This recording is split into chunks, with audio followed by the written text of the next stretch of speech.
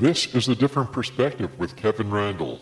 Kevin is a retired United States Army Lieutenant Colonel who has studied UFOs for more than 50 years. His military training has provided him with unique insight into military operations and UFO research. Kevin has investigated many of the most mysterious cases and has been consulted for dozens of documentaries and been interviewed on hundreds of radio and television programs about UFOs. Considered to be one of the leading experts on the Roswell UFO crash, Kevin has written more than 25 books about UFOs, including Roswell in the 21st Century and Encounter in the Desert, a re-examination of the Socorro UFO landing. Now here's the host of A Different Perspective, Kevin Randle.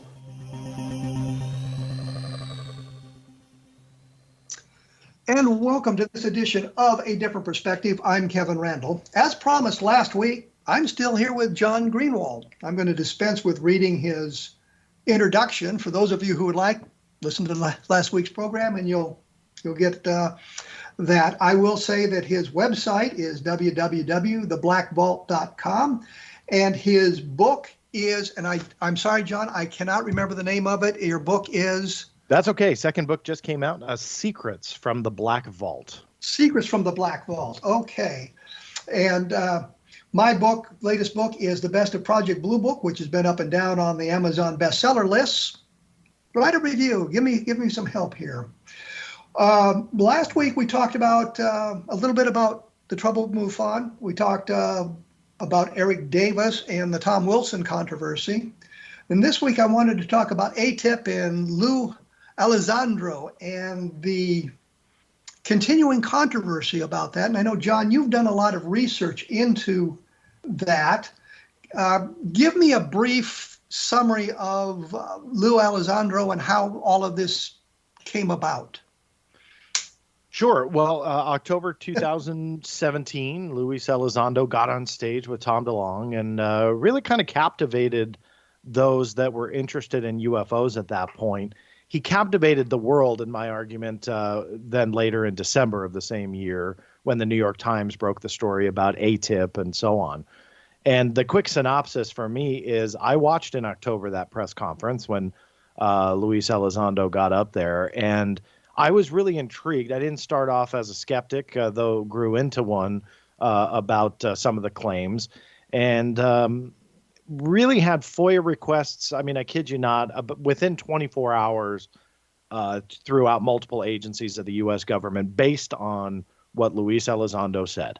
And in short, even though we didn't know about AATIP for a couple months after he spoke in October, he talked about heading a program about unidentified aerial threats that was something he ran within the Pentagon. And again, fast forwarding to December, that's when we learned about the Advanced Aerospace Threat Identification Program, or what we call AATIP. And allegedly, they said that this was a secret Pentagon UFO study, which obviously was very, very much up my alley, and something that I started seeking documents on, asking a lot of questions to both sides of this, to Mr. Elizondo and the organization that he worked, which was To the Stars Academy, that was founded by Tom DeLonge, but also the Pentagon, calling the Pentagon in addition to filing FOIA requests. And I went after the Public Affairs Office, and all of a sudden, all sorts of things started to happen, which was the narrative that we were told, not only by the New York Times, but, Mr. Elizondo himself, started to become challenged by the information or the lack thereof that started to come out. And so let me break in Sure. And ask you a question. When you call the Pentagon, do they know who you are? Well, I don't think so.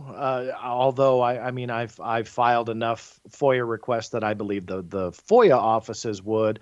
Public affairs at this time, I would say probably not. I mean, I've gotten quotes and stuff and had to call prior for various projects I've worked on, but I wouldn't say they're like, oh God, here's Greenwald again. FOIA office, yeah, I'm sure they roll their eyes, but public affairs, which is a different office, the spokespeople, different office, I doubt it. Well, you were going to say now before I interrupted. Well, so when I first started talking to them, uh, it really, it seemed like there was a big piece of the puzzle missing, which was, here we are being told that this was a Pentagon UFO study, right? It was printed in the New York Times, printed in Politico, and then Mr. Elizondo was saying the same exact thing. Yet the Pentagon started to backtrack a little bit. And they're like, no, this actually wasn't a UFO study. That was not what this program was about. Now, I want to be fair here because I don't want to make it seem like I'm picking on, Mr. Elizondo and his story.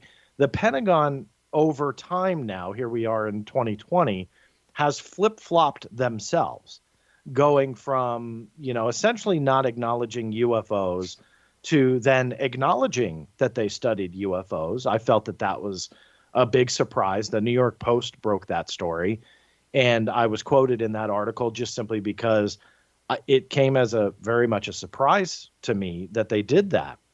And as I was continuing to push the Pentagon for answers, come December of last year of 2019, they flip-flopped on that.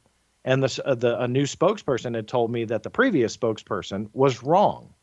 And so I was not pushing like, are you guys sure that you studied UFOs? Do you want to change your mind? That's not how I approached them, for the record. I was seeking information about AATIP and their UFO studies, but I was not putting the question out there, hey, do you guys want to change your mind?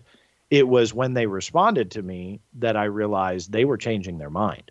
They were saying that AATIP did not study UFOs. So they flip-flopped on their own office and said that it was essentially a mistake. And I had published that and put that on my site, got picked up in quite a few different places, that the Pentagon now was backtracking on what they had said.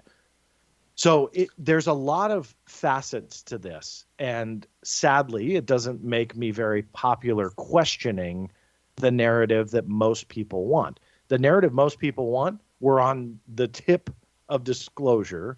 AATIP is and was a Pentagon UFO study, and they have crash debris.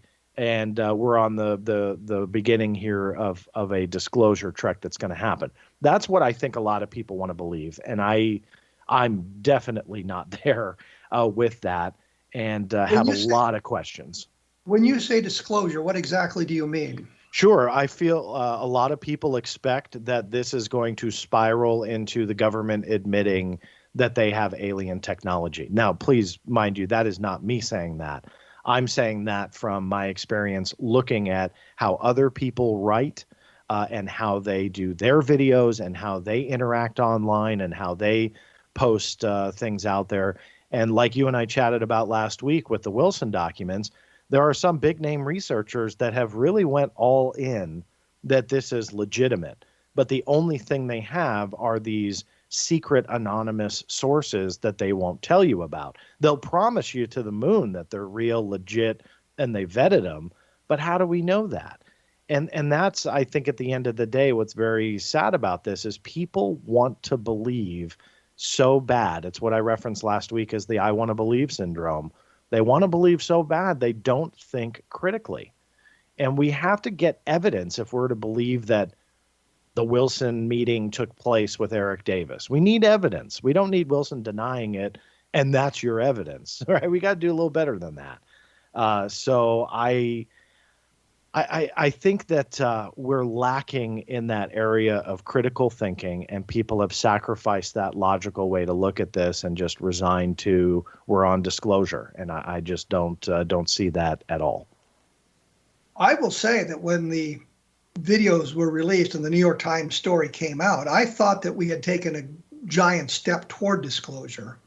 It seemed to me that the Pentagon, the government, was loosening the reins on their classifications and the documentation that they had, because here is video of an anomalous object near, I think it's the USS Nimitz, and was recorded by the gun cameras or the equipment aboard the fighter planes that encountered these anomalous objects.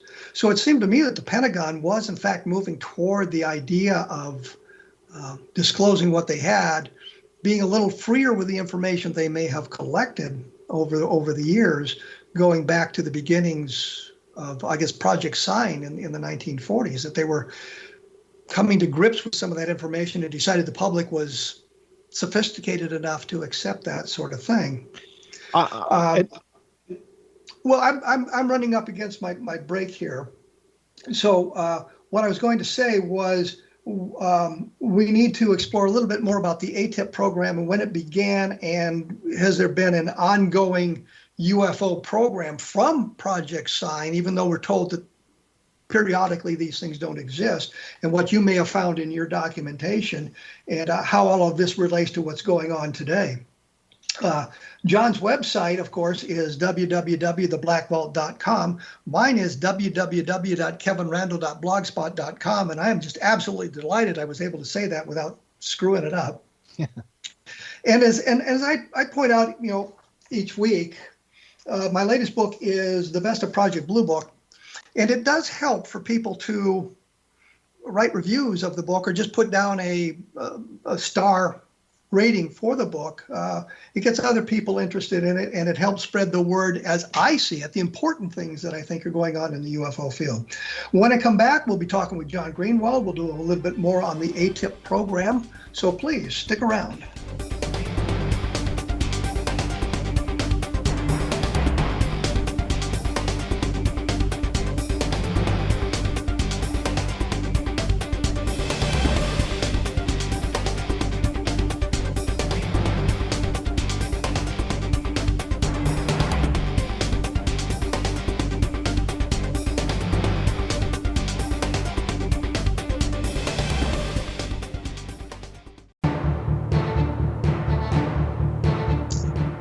John Greenwald is the guest.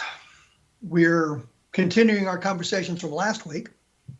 We were talking about the AATIP program and disclosure, and it kind of generated a question in my mind. How far back does AATIP go? And when we talk about it being a threat assessment program, does that mean it's related strictly to UFOs, or does it encompass other threats that may be out there? Well, what I will say is, how far back does it go? To answer that part of it, on paper anyway, it was, let me see here, 2008, I believe, to 2012 when they pulled the funding. And what I had really tried to dig into was, what did they do? And we know for a fact that it was part of the Defense Intelligence Agency, now that we've dug a little bit more, and was later transferred to the Office of the Secretary of Defense, which is where Mr. Elizondo was. What exactly did it do? Your guess is as good as mine, as good as anybody's. And why I say it that way is it depends on who you want to believe. Now, Mr. Elizondo's side, which I'm not saying is right or wrong, but what he is saying is it was a UFO research program. They looked into these things. Okay, so that's fine. Pentagon saying, no, they didn't look into UFOs at all. Now, some of your audience may bring up those 3 videos that To the Stars Academy released, saying that they were declassified videos. The real quick point I want to make about those videos is that the DoD, the Department of Defense, denied up until a few months ago that they ever released those videos. And I was heavily chastised for bringing that up.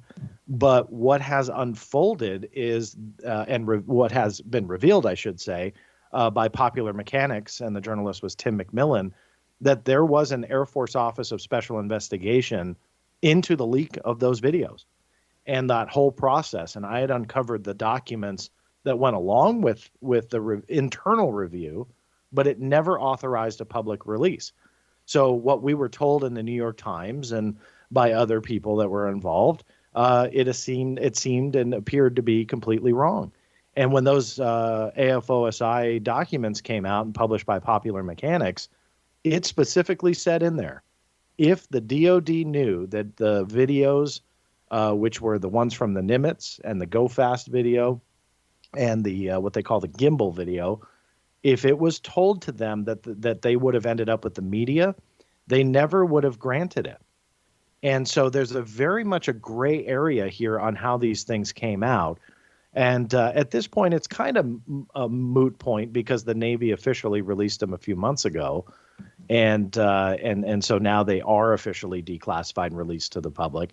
But regardless, that's another aspect to this story that we were not told the complete truth. And whether that's nefarious or not, I'll let your audience decide. But it was, again, yet another thing that we were told that was not accurate. If the documents, the videos were released prior to proper declassification, wasn't that a crime? Well, I got the Navy to admit in writing they were never considered classified, but they were considered for official use only. Now, there was a point within the review process, which these were in documents I got through FOIA, which were the communications between Mr. Elizondo. So it was revealed that he was the one that spearheaded a review of the records and a component of the DoD called DOPSR, that there was a point where they wanted to make sure that they were unclassified, so they did consider them secret, but that was very much short-lived, and they did determine that since they were filmed on the Nimitz, they were always considered unclassified, and the same was true for all three videos. Now, I got the Navy to admit that in writing. So, no, I don't believe that it was a crime, but as you know, for official use only material does need a review, and that's where DOPSR came in. DOPSR. Well, I was going to say for the audience that for official use only is, in fact, the lowest form of classification. It doesn't require safeguarding or the things that confidential, secret, and top secret material require. It's a very classification is just supposed to mean you just use it for what you need inside the military or your organization rather than let it go out to the public. Correct. Yeah. And that's another intriguing aspect to this, which I don't know if you want to get into now, but the fact that if this was really, I don't know, interesting to the U.S. government, that if it was technology, they had zero clue what it was and was part of a secret Pentagon UFO study, I would imagine those videos actually would have been classified. And yet they were not, nor were they ever, according to the U.S. Navy. So that to me is a very intriguing aspect to this because why wouldn't they be, in a rumored heavily classified program, if these are, what people want to believe as maybe alien technology or something like that, why would they not be classified at all? And I'm not sure what the answer is, other than maybe the government didn't find them interesting. I really, again, have no idea. So I think at the end of the day, the videos are important because the Navy did officially recognize them as not only real, but release them to the public officially and say that they were unidentified aerial phenomena. I had broken that part of the story in September. That was one of the most viral stories I've ever written, that the Navy had finally acknowledged that the videos depicted what they called UAP. And even though they always said that the videos were never officially released, I was able to get them to comment on it. And I was pretty floored that they did. So back in September of 2019 is when they finally acknowledged that these were UAP. That is an important aspect to this, and one that really kind of remains unexplained. Why would the Navy classify these as such? And why would the Air Force, and still remains, so silent about the whole issue? And so there is this kind of juxtaposition when you look at the Navy, who's been fairly open in the last 12, 18 months, versus the Air Force, and they have like nothing to do with UAPs. So it's a really interesting time we live in the UFO world, and there are still many, many unanswered questions. Well, in your research, did you get any explanation for what the UAPs may have been if they're not extraterrestrial spacecraft, which is really a loaded question now that I think about it? Let me rephrase that and say, did you get any explanation of what the UAPs might have been?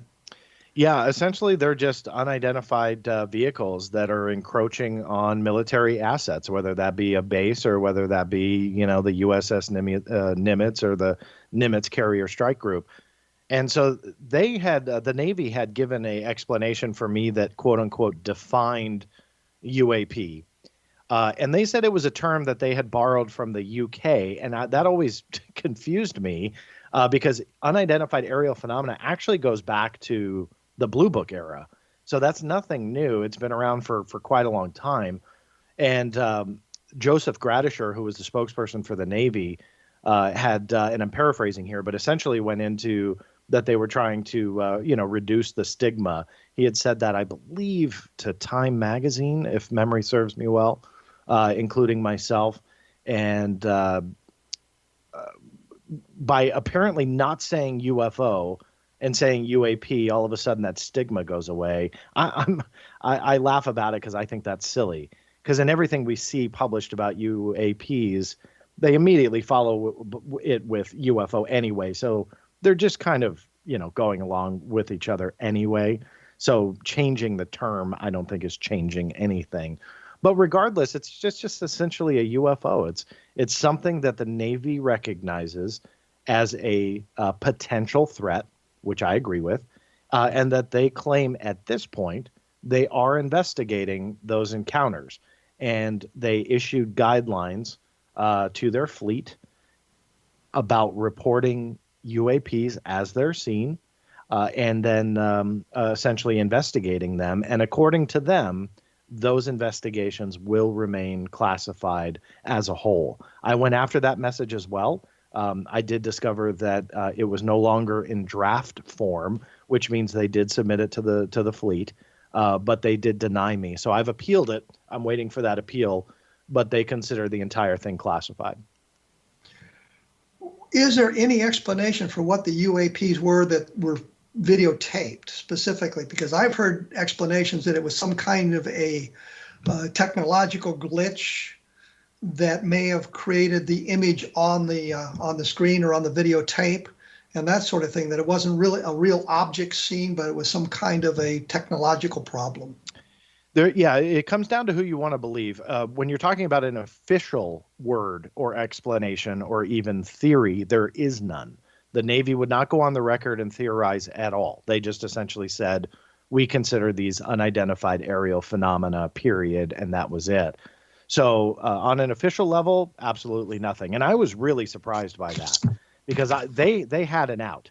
They could have easily have said, I don't know, we can neither confirm nor deny, but essentially leading the public to believe that this could have been a classified test that the witnesses on the Nimitz and the Princeton were not aware of, nor did they have a need to know.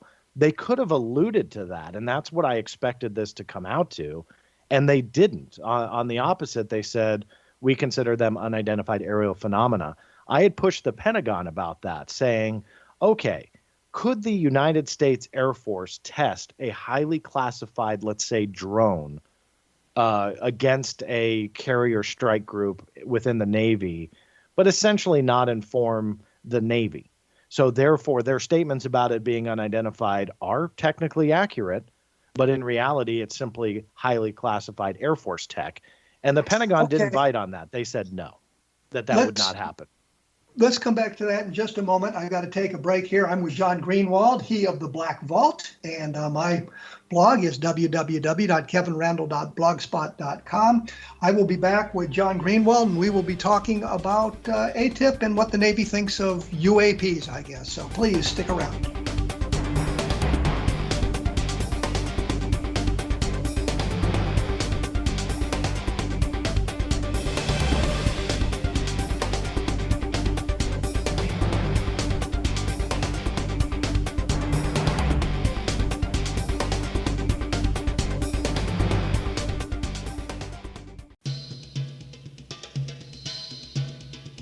I am joined by John Greenwald. I hesitated there because I was going to say John Greenwald in LA and me in Iowa, but there's really no reason to point that out.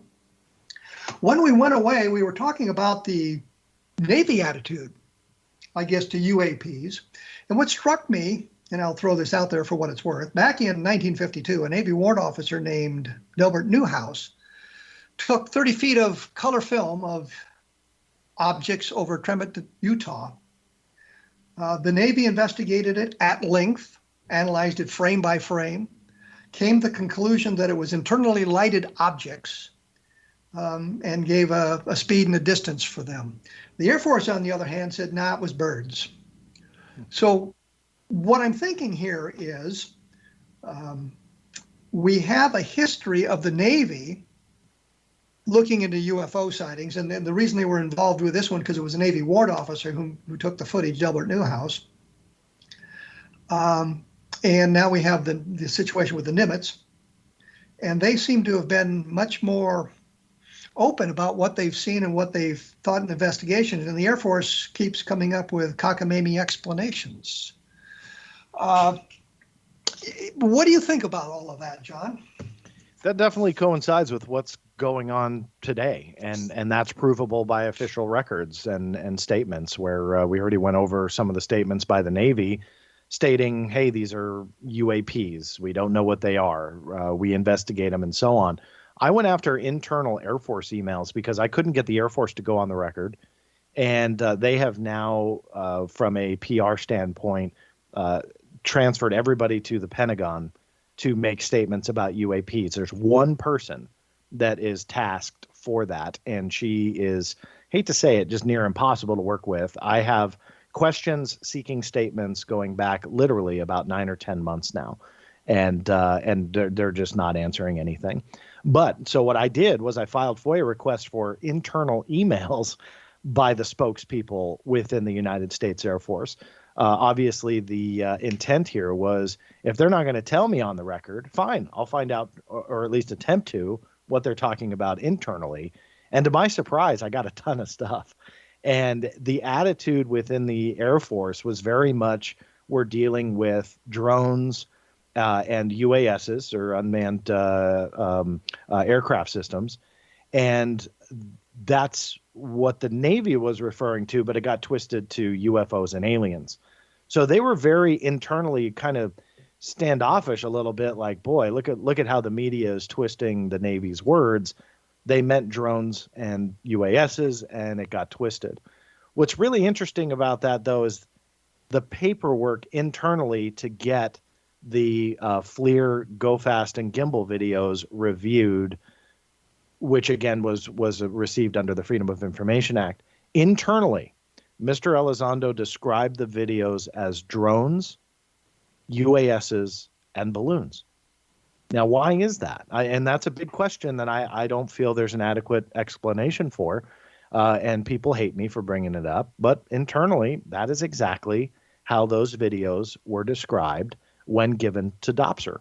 And the reason why that's important is, number one, they were unclassified videos. So if you say they're UAPs, that in itself would not be classified. But let's just assume for a moment it was. DOPSR is cleared up to a top secret level to review information. That's what they do. That's verifiable on their website. They have communication methods that are all the way up to their JWIC server, which handles top secret information. So they can handle top secret information. So to keep that from them, to me, has always been a red flag. Why? And it coincides with the Air Force's attitude that they're talking about drones and UASs. And ironically, that is exactly what the description was for FLIR 1, Gimbal, and Go Fast. So go figure. I have no idea what that essentially means, but I feel that we should continue asking that question on why those videos were described as such. Well, could the Air Force have been doing something in the area where the Nimitz battle group was that the Air Force hadn't coordinated with the Navy, and the Navy didn't know they were there, and now the rivalry of the services has come to surface? That the Air Force doesn't admit they did this, and the Navy doesn't want to admit they misidentified or should have been able to identify these things as something mundane or terrestrial. Yeah, I feel that scenario is perfectly plausible, and I did push the Pentagon on that very point, that could the Air Force do that?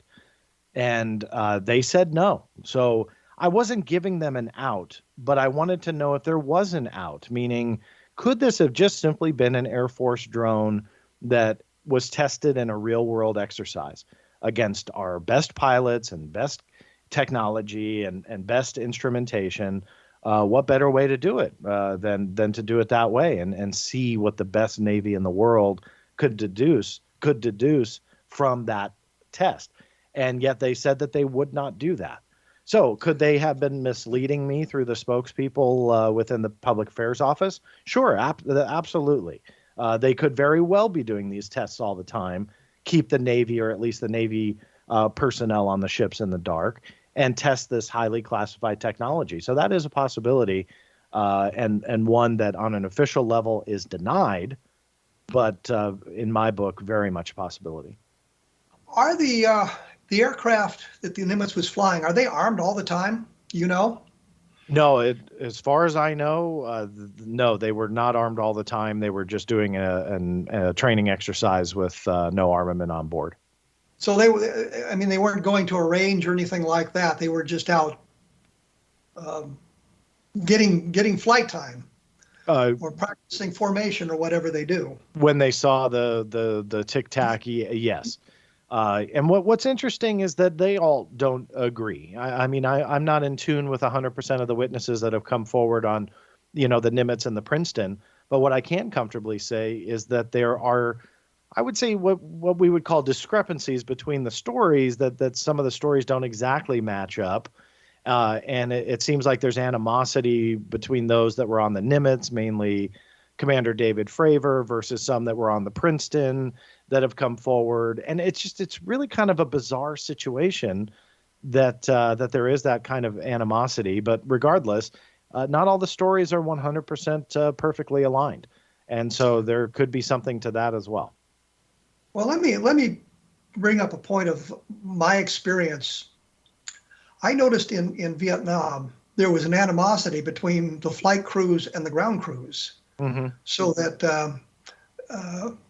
there was I guess some kind of problems. I mean, the flight crews were kind of egotistical, and I'll throw myself into that mix because I was part of the flight crews. But the ground crews seemed to resent the flight crews because it seemed like everything was geared toward them. And if you're talking about an aircraft carrier as opposed to a picket ship, I could see where there'd be some animosity, but between the two groups. It's interesting that you bring up that perspective, because that is exactly what I feel is going on. That there is that kind of animosity between the pilot who engaged the tic tac versus what the ground crew was saying on the Princeton. So we don't have a good explanation of what was seen. It may have been a technological glitch. It may have been the Air Force fooling around with a drone. And I won't say that the Air Force did it on purpose. It may be that coincidentally, the Air Force's experiments with their drones penetrated the Nimitz battle group area or something like that. I mean, there's all kinds of things that could be going on there that really has nothing to do with UFOs. And it seems from what you've said just earlier with Alexandro identifying the images on the 3 videos as something other than UFOs, but balloons and whatever, we don't really have a good UFO story going here. Not really. And I think that, again, that descriptor of UASs and drones, which does actually coincide with the biggest skeptical explanation for potentially what they saw during the Nimitz encounter, to me, that's too big of a coincidence to kind of let go. That I think that they really have to kind of hone in on that and rule out highly classified technology. And a lot of people are offended by that. Especially if, like, I were to bring that up, and people, like, on let's just say a social media post or one of my videos or interviews or whatever, I bring that up. People are offended because they don't want to think that a military pilot, who likely is one of the best in the world, could mistake a drone or something like that versus a UFO, that it's insulting them somehow. And I don't see it that way. I mean, these men and women who fly are the most highly trained, best in the world. But that doesn't mean that they're privy to 100% of what is being flown or tested on a classified or unclassified level. So there's nothing wrong with saying, let's say David Fravor or whomever saw a drone, but he mistakenly said that it was otherworldly. That's not his fault, and that's not an insult towards him or the military or anything. That's just, he may not have known that we have that technology at the time. You know, a lot of people. or may not have been aware of the configuration of those drones, so it looked like something that was unusual to him. He is not aware of what it looked like or That's what right. they looked like, and the Air Force is experimenting with something like that. We're going to have to take a break here. The website is www.theblackvault.com. Mine is www.kevinrandle.blogspot.com. And I should mention there are some other great programs about the paranormal on the X-Zone Broadcast Network, or as we like to say in Canada, the xzbn.net. So take a look at the listings at the X-Zone website. Just scroll on down, and I'm sure you'll find something that will be of your interest. I will be back in just a moment with John Greenwald, and we will be talking a little bit more about AATIP and what the air crews of the Nimitz may have seen. So please stick around.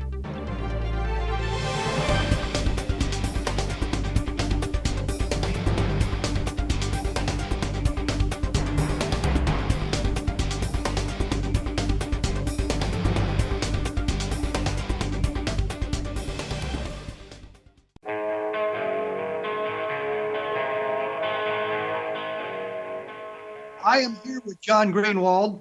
We're talking about the AATIP program, disclosure, the Nimitz battle group, a lot of different things here. And we were kind of wondering if there was a program or a experimental craft that might account for the observations by the Nimitz. John, have you come across anything like that? Well, I think of the drone technology and classified tech like that is high on my list to look at to see if there is anything that fits the bill. Another interesting thing that is really not talked about, but I think there's too much of a coincidence here to ignore, is within about 48 hours of the Nimitz encounter, which they say happened on November 14th in 2004. Within 48 hours of that, on November 16th, NASA tested their X-43. Now, I'm not saying that the craft or the Tic Tac is the X-43. Don't get me wrong here. But what I will say that the test was in the same vicinity as the Carrier Strike Group, and the X-43 crushed the speed record, going a record 9.6. Now, that is huge. That's Mach 9.6. Mach 9.6. Correct. Yeah, Mach 9.6. And so, I mean, that's I believe it's like 7,000 miles an hour or something like that. The previous record was only Mach 6.8, which is about 5,000 miles an hour.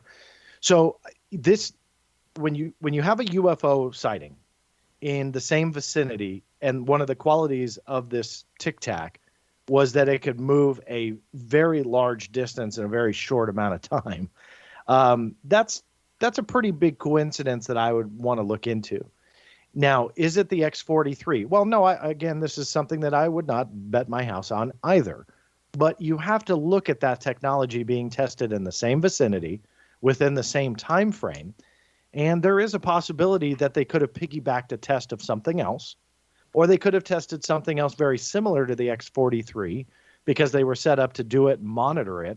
And X-43 was not a classified test, by the way, so the public was aware of it. So they could have, again, piggybacked on that public story, but rather tested classified technology. Save a little bit of money along the way, but 2 days prior to the X-43 test something else. So for me, it's a big coincidence. I don't think a whole lot of people talk about it. I think some people have referenced it and then just immediately dismiss it because they don't want to deal with it.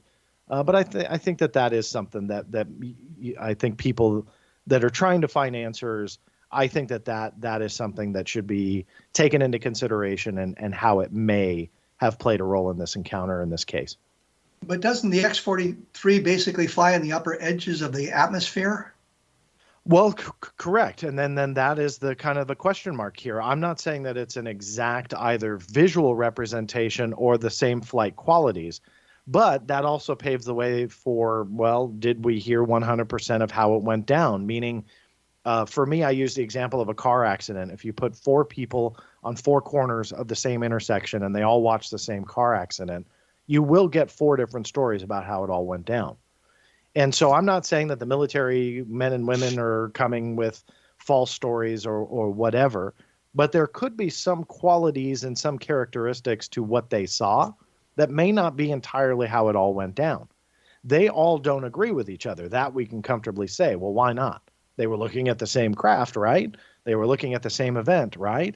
So that's not against them on a personal level and trying to say that they're lying or anything. But again, it's that car crash scenario where people are going to decipher what they see in different ways because they are going to attribute it to what they believe and what they know versus maybe something that they don't know, like that piece of classified technology. So that again goes back to this was the same vicinity around the same exact time frame. And we're not talking a month or two apart. We're talking about 48 hours apart that they're testing a very high-speed aircraft, which just happens to coincide with a UFO encounter of a very high-speed tic-tac. So not a match for me, but definitely a coincidence that I feel we should keep in the back of our mind as we try and figure out exactly what may have happened. Well, the reason I asked the question is because I always had the impression that with the air crews, they were looking down at the object. And if the object, if the X-43 is operating in the upper reaches of the atmosphere, they would have been looking up for it. So, but of course, it had to get to the upper reaches of the atmosphere before it could,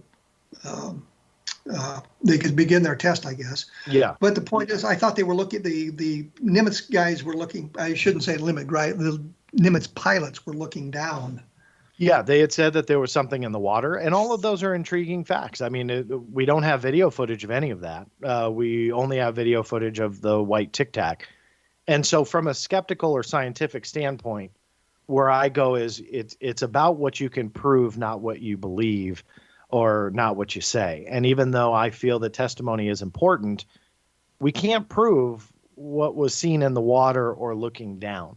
The only thing we can prove is that FLIR video of something in the air, which, according to eyewitnesses, was moving incredibly fast. So the evidence, again, not saying it didn't happen, but just from that skeptical standpoint, we don't have anything other than a pilot testimony that they saw something in, around, near, or within the water. There's also stories that, it swallowed, something came up and swallowed an object. I mean, again, there's so many different facets to this. So I just go by what you can prove. And what you can prove is that a video was shot. The military claims they don't know what it is, and it is that Tic Tac that's flying in the air that witnesses say was going very fast. That's what you can essentially prove at this point, but you can't go much farther than that. Well, as we were talking about disclosure at one point, and I thought that the release of these videos was a step toward disclosure. Do you think what we've learned now is a step backwards from disclosure? I don't think I would respectfully argue that it wasn't a step to disclosure on any level in any way, just simply because the government has backtracked. They never released the videos. There's no sign that this was planned. So I don't think that there's anything to take a step back from. I am a believer that disclosure per se is not going to happen on the side of the U.S. government or the military. I don't think the military will be cornered into admitting anything when it comes to, UFOs or extraterrestrials or anything like that. To me, disclosure is finding enough evidence for whomever is looking at it to determine for themselves, hey, this really does look like a potentially extraterrestrial connected technology or something like that. To me, disclosure is very much more individual versus something that has one definition for the masses, if that makes sense. I think it's different for all of us. And I think that when it comes down to it, and I did this in my book, I broke down the skeptical argument for what UFOs or UAPs could be. And I just kind of started tackling them one by one because that's how I think. And for me, I lean towards extraterrestrial connections simply because there's, in my opinion, evidence to support it. Not prove it yet, but support it. And many of the other skeptical explanations, I believe, can be disproven by that evidence. But that's the way I think. And I again, framed it in my book that I don't think everybody's going to think like me. I'm an advocate for everybody individually defining disclosure, what it means for them, and finding what they need to come to a viable conclusion, whatever it may be. I have always said that disclosure is at the hands of the aliens. Once they land and say, here we are, that's disclosure. Yeah. And the government has no control over that. But I'm like you. I lean toward the extraterrestrial, but I take a look at the evidence and see what the evidence tells me about specific sightings. Is this a good sighting, or is this something that is easily explained in the mundane? Somebody just made a misperception of some kind. So yeah, that's kind of where I think we're on the same wavelength at that point. Yeah, it sounds like it. And I think what a lot of people don't consider is not only what the evidence can show you, but also what the evidence doesn't show you. And that's an important aspect to answering this question that I think a lot of people ignore, that there is evidence to support certain things, but there's also evidence that doesn't support certain things. And people want to kind of dismiss that. A prime example is, why does the documentation describe those videos as drones and UASs? You know, I mean, that evidence shows that we have a definition for something, but people often dismiss that and then just lean on, hey, this is UFOs, we're going to disclosure with it. And I don't operate that way. I want to know why it said drones and UASs. And that's one small example, but tying it into what we're talking about, that to me is an example of evidence that proves something, but also doesn't prove something. And that's what people want to ignore. It does not prove that these are UFOs, and people want to ignore that. I want to answer why. John, we could talk about this for another hour, I'm sure, but we're out of time. I'd like to thank you for taking the time for these last couple of shows here on A Different Perspective. Appreciate your insight into the AATIP program and the other things we talked about in the last couple of weeks. Good luck with your book, and it's www.theblackvault.com. So once again, thank you, John. Appreciate your time here. Anytime. Thank you. Next week, we'll be talking to the editor of the SCU Review about what they have just published and that sort of thing. Well, once again, my blog is www.kevinrandle.blogspot.com. The books I think that you should look at are probably Roswell in the 21st Century, Encounter in the Desert, which is a look at the Lonnie Zamora sighting, and I think it's important to look at all the evidence surrounding that case that has come to light in the last few years. And of course, the Best of Project Blue Book, which is an examination of the Project Blue Book files taken from a different perspective. And as I say, you've been listening to A Different Perspective on the X-Zone Broadcast Network. Keep listening at xzbn.net, and thanks for tuning in.